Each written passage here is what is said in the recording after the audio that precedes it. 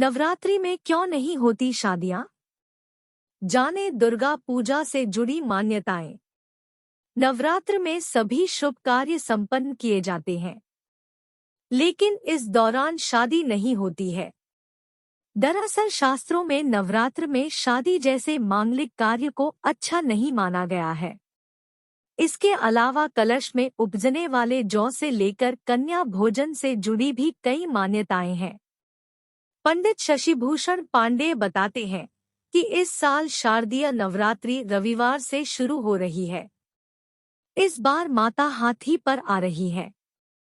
हाथी पर माता रानी का आगमन शुभ है। साथ ही ये अधिक वर्षा का संकेत भी देता है।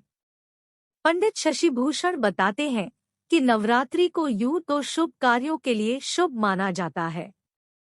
इस दौरान सभी घरों में मां दुर्गा की पूजा अर्चना की जाती है।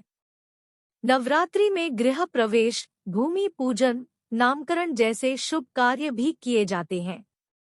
ऐसी मान्यता भी है कि नवरात्र के दौरान पूजा पाठ करने से उसका कई गुना फल प्राप्त होता है। धार्मिक मान्यताओं के अनुसार नवरात्र में मां दुर्गा भक्तों के घर में वास करती है। इस दौरान भक्तों के द्वारा पवित्रता और शुद्धता के साथ मां दुर्गा की पूजा अर्चना की जाती है। पंडित शशिभूषण बताते हैं कि चूंकि विवाह संतान की उत्पत्ति और वंश की वृद्धि के भाव से किया जाता है, इसलिए ये निषिद्ध है। धर्म शास्त्रों के अनुसार नवरात्र में ब्रह्मचर्य व्रत का पालन करना चाहिए। इसी वजह से नवरात्र में शादी विवाह संपन्न नहीं होते हैं।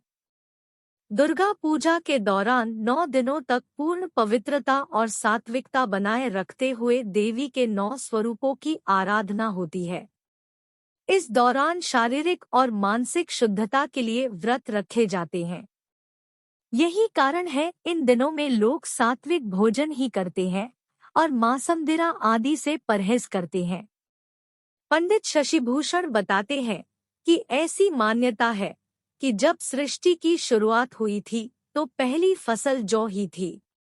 इसलिए इस दौरान रोपे गए जौ यदि तेजी से बढ़ते हैं तो घर में सुख समृद्धि तेजी भी से बढ़ती है।